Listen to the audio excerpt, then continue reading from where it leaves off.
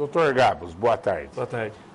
Bom, é um prazer falar com o doutor Luiz Gabos, que além de ter sido nosso aluno, o pai, um professor da Odonto de muito prestígio em Bauru, o irmão foi nosso aluno, a esposa foi nossa aluna. Quer dizer, então é gente de Bauru, conhece a região e eu sempre falo isso, é quem pode prestar um serviço de excelência na nossa cidade, porque é a primeira instância que conhece todo mundo e tem feito um trabalho bastante atuante. Mas fala primeiramente para o nosso telespectador qual é o papel de um promotor que cuida de habitação e urbanismo. Bom, as atividades do promotor, a conduta, a função do Ministério Público, ela se resume, eu poderia sintetizar, como sendo o braço jurídico da sociedade. O promotor é aquele que representa a sociedade, não representa o Estado, não representa entes públicos em geral. É a sociedade difusamente considerada. O cidadão considerado como membro de uma sociedade, a sociedade é composta por esse cidadão. O que nós temos no Ministério Público é uma divisão de atribuição, tanto da área criminal, da área civil, Ministério Público Federal, Ministério Público do Trabalho, Ministério Público Estadual, Ministério Público Militar. Então nós vamos sofrendo uma divisão de atribuições. E a minha específica na Promotoria de Habitação e Urbanismo, que é uma das minhas atribuições, porque eu tenho atribuição civil, tenho atribuição civil comum, o direito de família, a habitação e urbanismo é uma delas, associações e fundações e registros públicos. Mas especificamente a Promotoria de Habitação e Urbanismo, ela cabe a fiscalização e a atribuição de, além de fiscalizar, fazer com que as normas de habitação e de crescimento da cidade, de ordenamento da cidade, sejam observadas. E há também a atribuição referente à segurança de edificações. Então, quando nós temos o Ministério Público também deve compelir o poder público para que tome providências naqueles locais onde há reunião de pessoas e que só haja reunião de pessoas em locais que estejam preparados para recebê-las com toda a segurança que a lei exige. E a própria proteção ambiental da construção, né, Luiz? Não tem a dúvida. Quando nós temos, por exemplo, um evento muito grande ou um local que recebe muitas pessoas, ele só pode receber essas pessoas se ele tiver as condições mínimas de segurança. Não só dentro do empreendimento, mas também no seu entorno. Nós temos um caso aqui em Bauru que está sob júdice, de uma casa noturna que ficava na beira de uma estrada, e a quantidade de atropelamentos era enorme. Tivemos 4 ou 5 mortes, uma coisa horrorosa. Não havia problema com a casa noturna do muro para dentro. O problema é que ela ficava na beira da pista. Foi fechada essa casa noturna ou não? Eu propus uma ação para que fosse compelido, fosse o proprietário e o município compelidos a fazer a regulamentação do local, com a realização de estudo de impacto de vizinhança, e que fossem feitas as medidas necessárias. Foi concedida uma liminar para que a casa não funcionasse enquanto essas medidas não fossem tomadas. A medida que foi antecipada pela juíza de primeira instância foi confirmada pelo tribunal e agora tem fase de perícia para se apurar o que tem que ser feito, a fim de que ela só funcione desde que nós tenhamos segurança para tanto. Ô Luiz, ainda nessa linha, como é que você viu a morte por ingerir bebida alcoólica até morrer de um estudante da Unesp e de outras festas que a gente sabe que continuam acontecendo em Bauru? Como é que o promotor público se preocupa com isso?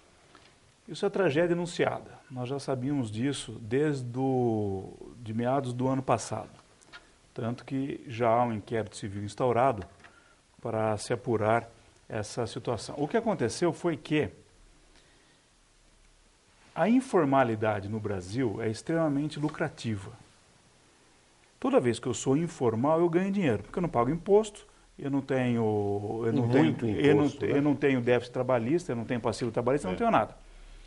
Daí porque nós temos essa quantidade enorme de camelôs que ocupam os espaços públicos e assim por diante.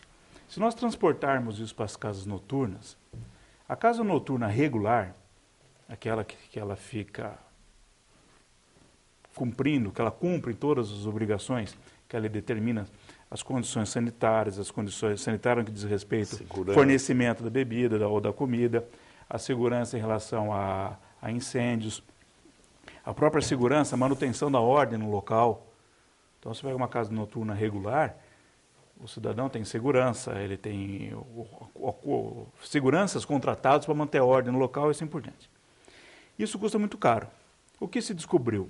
Se descobriu que eu, ao invés de eu montar um estabelecimento comercial, pela facilidade que as redes sociais permitem, eu marco festas pelas redes sociais, né? Alugo uma chácara por um final de semana, vendo os ingressos, ganho uma quantidade enorme de dinheiro e não tem responsabilidade nenhuma.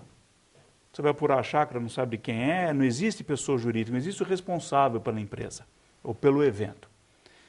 A par disso, descobriu-se uma coisa que é extremamente perniciosa no Brasil, que é o descontrole na venda e no consumo de bebidas alcoólicas. Bebidas alcoólicas são permitidas, ninguém duvida disso, ninguém questiona a legalidade da venda de bebida alcoólica, tirando a venda de bebida alcoólica para menor, que é proibido. Ainda bem que agora é proibido, né? Sempre foi, né? Mas era contravenção. Era contravenção só, penal. É. Hoje é crime, né? Contravenção penal ninguém liga para elas, né? São ilícitos insignificantes. Ninguém vai preso por uma contravenção. Mas o que aconteceu? O que se percebe hoje é que bar e restaurante não tem controle. A venda de bebidas, o acesso é muito fácil. E nessas festas, com o sistema open bar, o frequentador passou até aquela ideia que ele tinha churrascaria. Como eu já paguei, eu vou comer tudo que eu conseguir. Como eu já paguei a bebida, eu vou beber tudo que eu conseguir beber.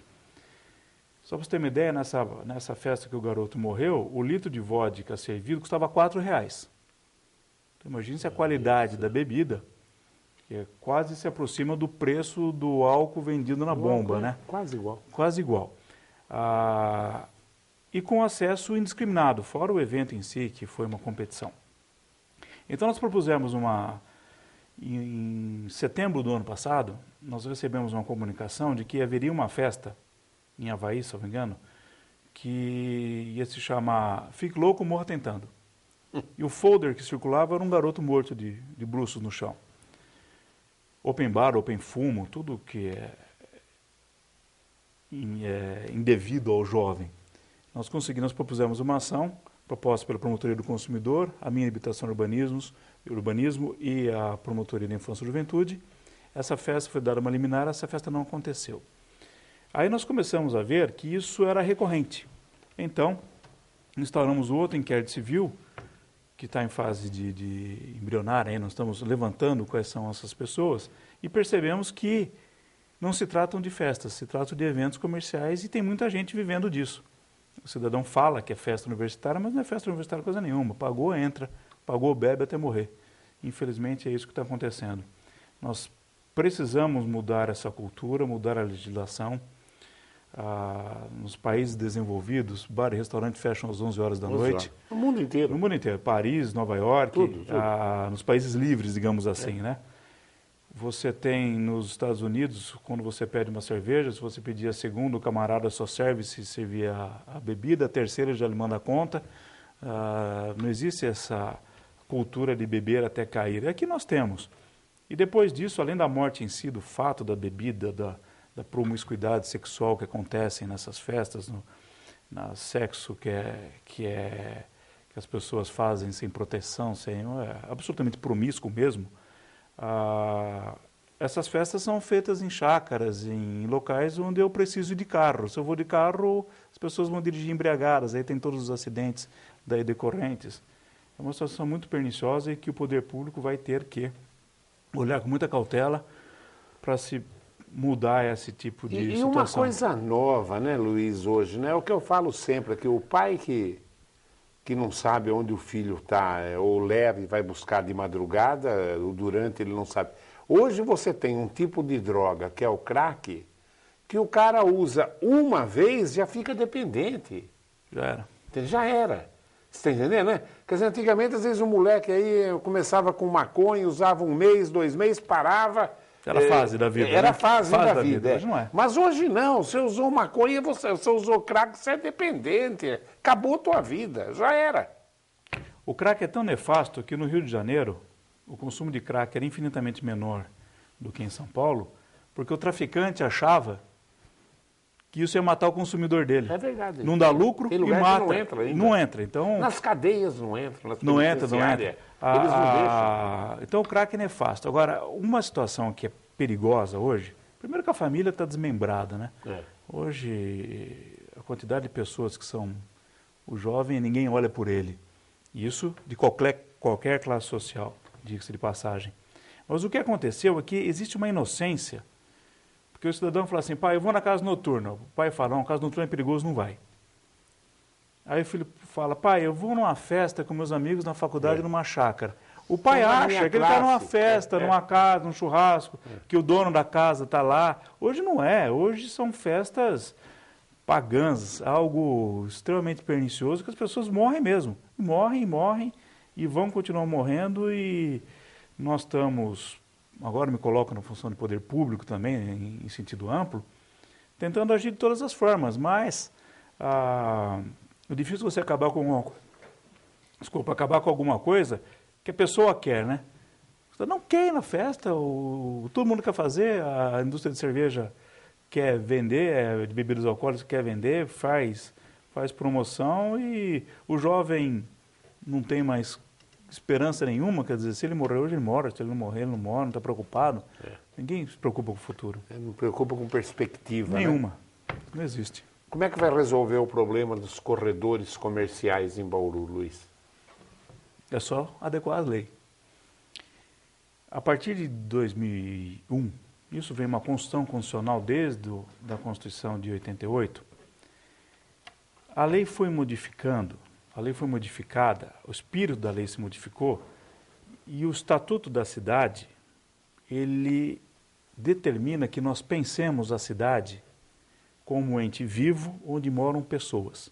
Então tem que dividir aquilo que é a cidade, a comunidade, aquele órgão, aquele local onde as pessoas moram, convivem, têm seus hábitos, têm as suas necessidades, com o município, prefeitura, poder público, cuja administração é sempre temporária, sempre se renova, o comando da cidade se renova, mas a cidade permanece. Por conta disso, sabedor disso, a lei determinou que toda vez que eu tiver uma lei que modifique algo que vai afetar o cidadão, não é o munícipe, mas o cidadão, a pessoa que mora, ele tem que ser ouvido.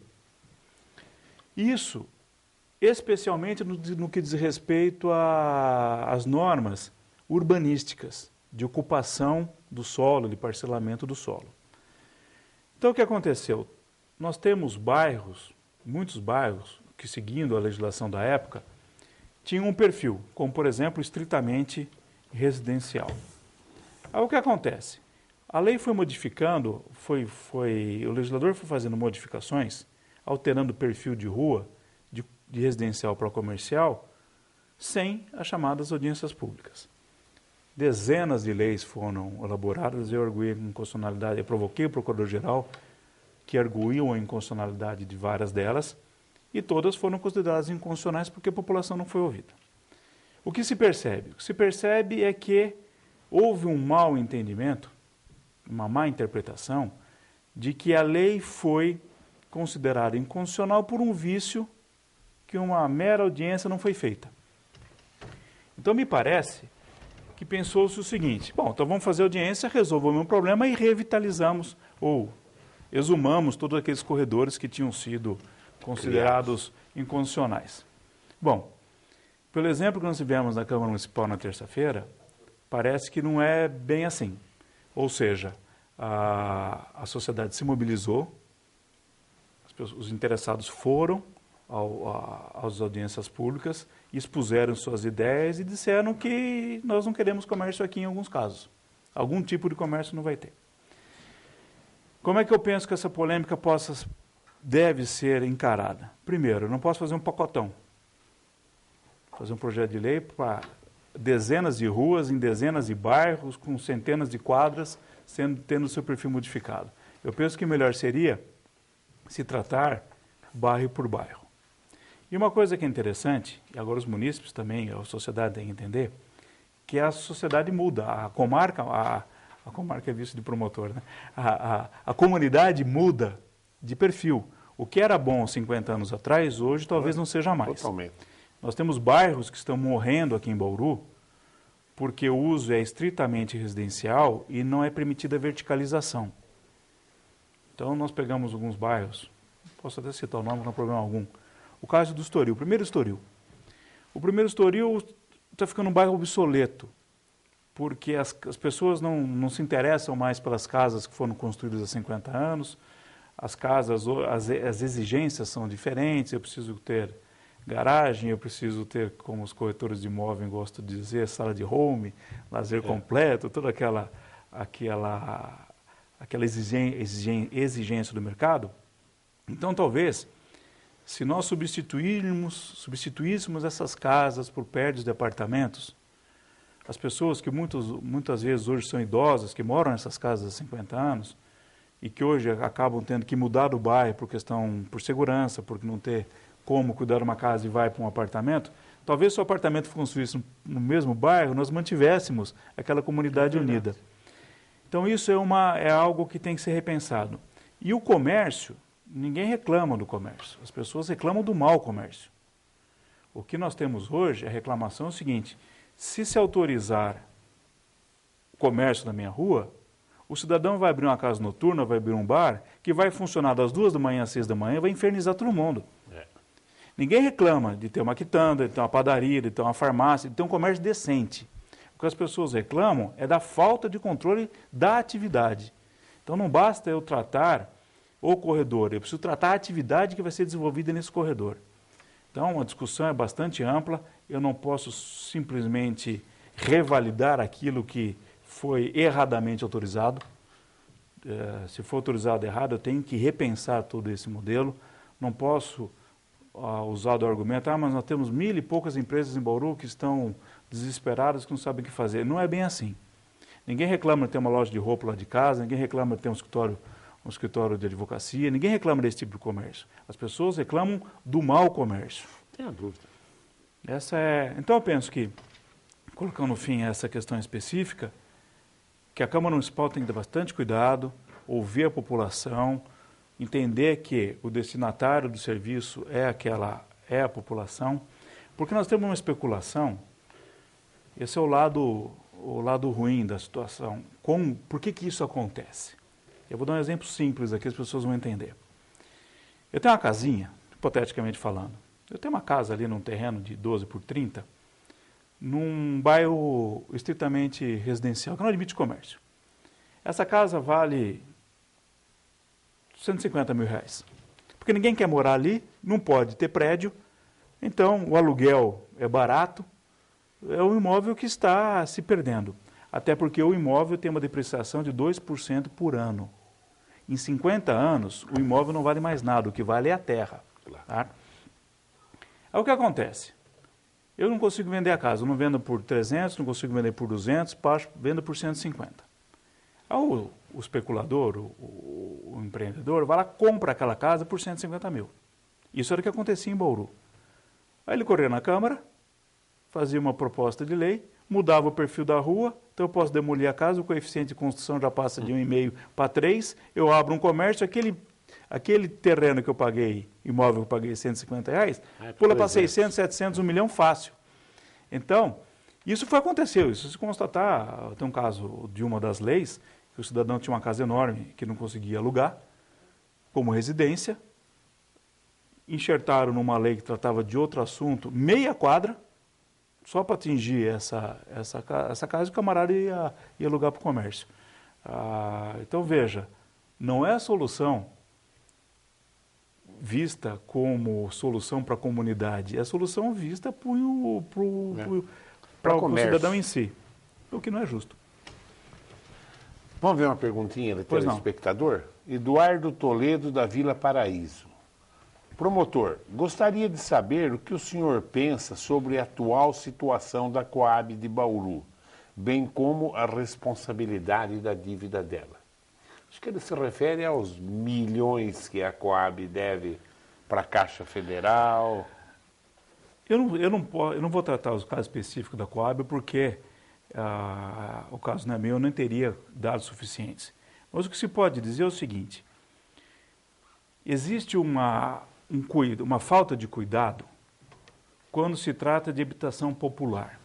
Porque o que acontece? O governo quer entregar casa. O político, ele quer, na véspera da eleição, fazer uma grande festa, entregar as casas, aí as pessoas vão dizer que realizaram seus sonhos, claro. A senhora vai chorar, a criança vai ficar feliz, toda aquela encenação que normalmente acaba mal. Até hoje eu tive um caso no Lençóis Paulista que eu demorei quase 10 anos para regularizar um empreendimento público que o governo, o poder público em geral veio, comprou um pedaço de uma fazenda, abriu as ruas, construiu as casas e foi embora. As casas começaram a cair, ninguém tinha escritura de coisa nenhuma, não tinha rede, você tirava uma certidão na matrícula imóvel, estava lá uma gleba de terra referente a desmembramento da fazenda tal.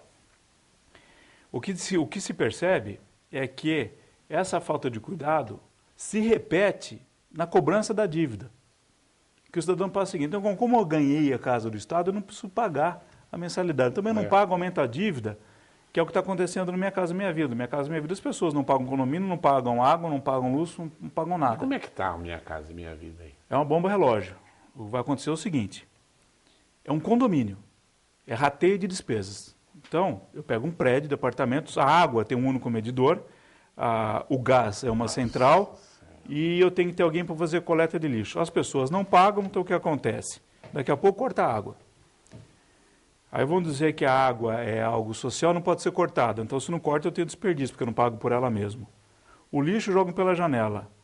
O gás, o fornecedor não fornece mais o gás a granel. Então, as pessoas começam a levar botijão para dentro do apartamento. Isso é tragédia anunciada. Nós tivemos um encontro do Ministério Público no final do ano passado. Nós temos...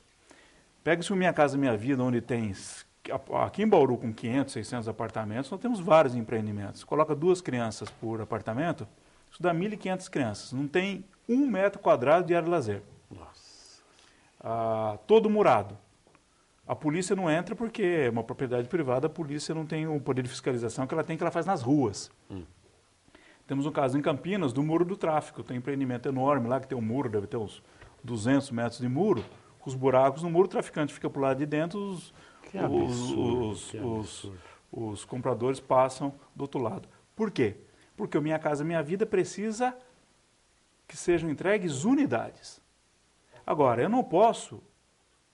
Não são todas as pessoas que têm perfil de morar em apartamento.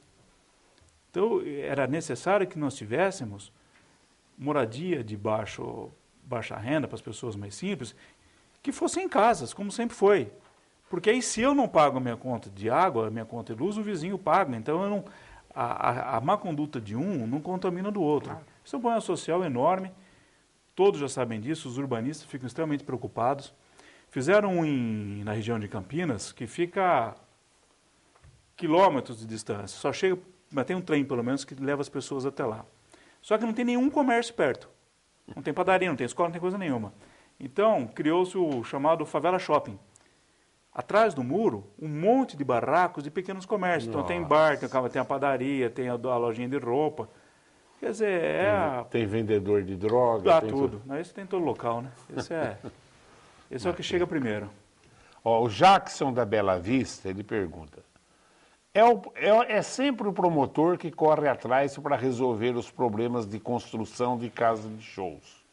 Então, por que é dado alvará para esses locais? Isso que eu costumo dizer, boa pergunta.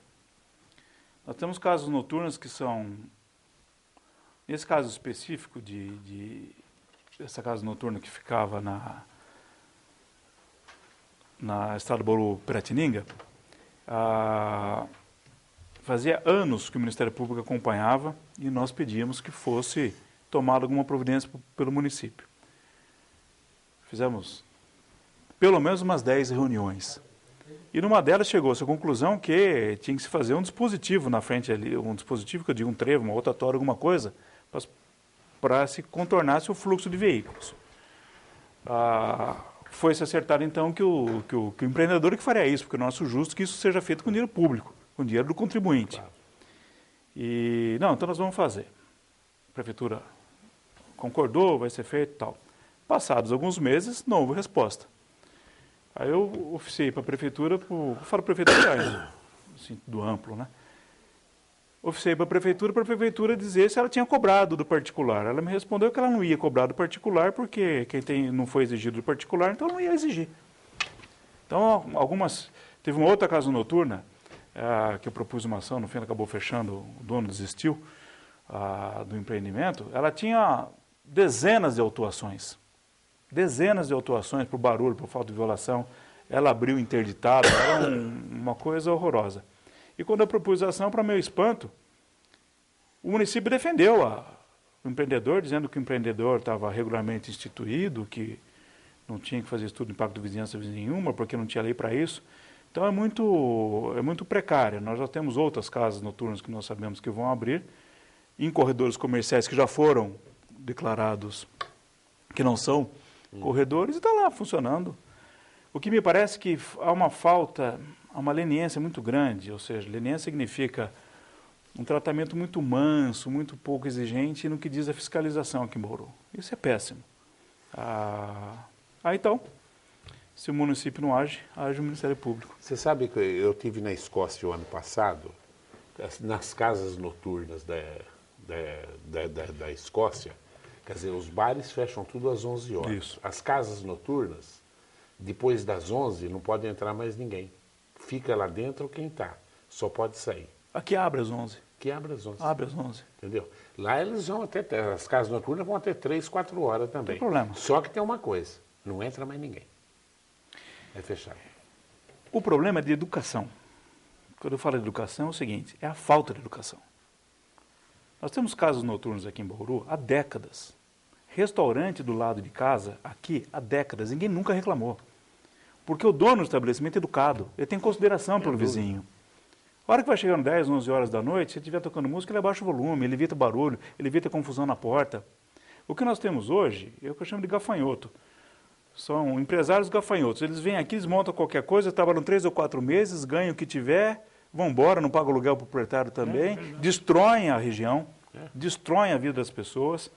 E o poder público diz que eu só posso impedir aquilo que é proibido, se está autorizado. O camarada fez o alvará para bar e restaurante, mas regulamentem isso então. O Reginaldo pergunta: a promotoria podia averiguar alguns empreendimentos imobiliários do Minha Casa Minha Vida? O promotor já falou, né, Reginaldo? Mas vamos lá. Por exemplo, o do Jardim da Grama e outro perto do Fortunato, que estão abandonados, com mato alto e apedrejados. Poderia ser tomada alguma providência para que, no mínimo, o cidadão tenha conhecimento do que realmente está acontecendo? Bom, são casos específicos. A falta de manutenção é o que eu digo. O poder público entrega, joga para a sociedade um empreendimento e depois se faz a pergunta, quem vai fazer a manutenção? Quem vai fazer a escola do lado? O Minha Casa Minha Vida vai ser objeto de investigação da promotoria, tanto do Ministério Público Estadual quanto do Ministério Público Federal, porque vai ser uma ação conjunta, porque o financiamento é por verba federal. O que nós percebemos é que eles são feitos em locais sem infraestrutura, sem qualquer tipo de cuidado, e nós temos alguns da Coab também que os moradores ainda acham, isso é uma culpa recíproca, posso dizer, o morador acha que como aquilo é da Coab, a Coab que vai ter que cuidar do resto da vida, e não é, a partir do momento que entrega, o morador tem que cuidar. Tem casos de estabelecimentos, isso acontece não só em Bauru, como em São Paulo também. No Singapura, em São Paulo, no projeto Singapura, que foi feito uns anos atrás em São Paulo, muitas das unidades tinham garagem, uma vaga de carro. abriram-se bares dentro dessas vagas. Então, tudo isso é a falta de fixação de responsabilidade. Quem vai cuidar de quê, quanto vai custar, quem vai pagar o quê. Ó, a Ana da Bela Vista, é uma pergunta interessante. Ela diz que tem lá na Bela Vista tem um estabelecimento comercial que funciona todos os domingos até as 2 da manhã. Isso vem incomodando. Aonde que a gente pode fazer reclamação aos domingos? Bom, se isso é repetido, é uma conduta recorrente, agora eu preciso esclarecer uma questão que é muito importante, que sempre acaba na promotoria havendo uma discussão a esse respeito.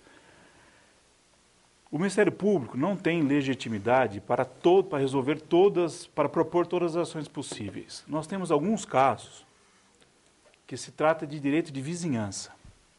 É o cidadão que tem um vizinho barulhento. É um problema localizado. Isso faz com que a promotoria, o Ministério Público, não tenha legitimidade para propor ação, porque eu não posso tratar de direito individual específico. O que eu sugiro é que seja feita, primeiro, uma reclamação no município, que tem o dever de fiscalização de todos os tipos de estabelecimento, e além disso, que o próprio particular proponha uma ação, contrate advogado e proponha uma ação com base no direito de vizinhança. Porque eu corro o risco do promotor ser considerado, o Ministério Público ser considerado parte legítima e eu não ter a possibilidade de propor ação, porque eu só posso entrar propor ações no que diz respeito a direito difusamente considerado. Luiz, você tinha que voltar aqui. Olha, nós já estamos tentando trazer você há tanto tempo. Olha, tem um monte de perguntas aí. Você vê que é tudo pergunta interessante.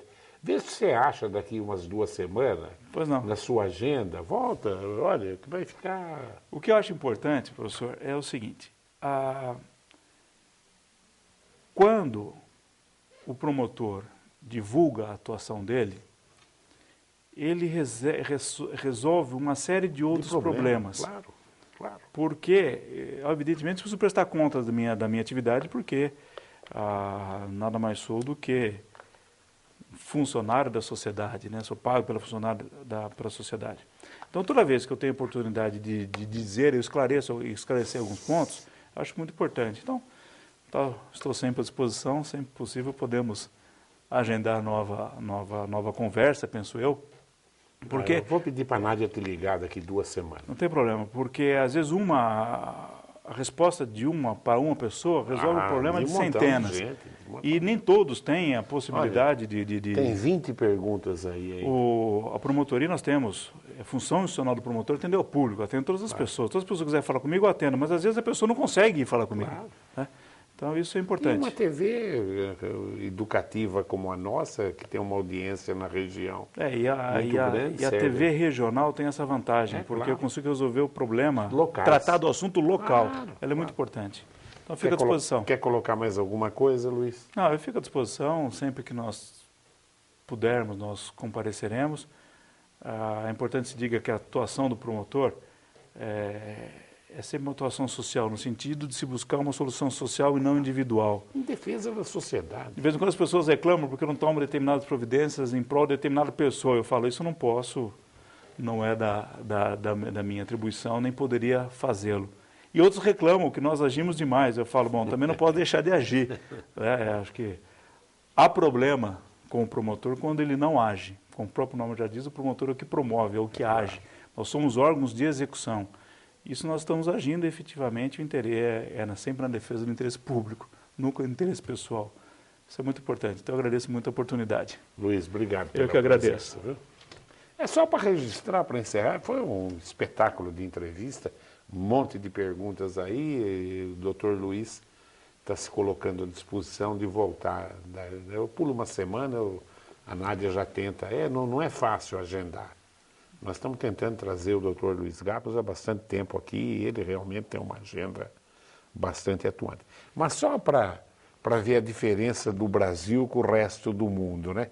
Ontem, nos Estados Unidos, Tem um deputado americano lá que eu já tinha lido alguma coisa dele. É um cara bonito, esporte, pratica tudo quanto é esporte. Era apelido dele, era deputado Playboy. Aí descobriram agora que ele gastou 40 mil dólares, olha o número, 40 mil dólares para fazer a ornamentação, a decoração do escritório dele, do escritório dele. E gastou e apresentou como despesa os 40 mil dólares para o contribuinte. Ontem ele pediu demissão, a pressão foi tanta que ele pediu demissão. Os americanos têm que vir aqui no Brasil para aprender, porque aqui o nego rouba 1 bilhão de dólares e nem Cristo caça ele, nem ele pede demissão. Olha, para onde nós estamos indo, vai ser duro transformar esse país numa nação séria. Cristo Redentor, tenha piedade do Brasil. Tchau.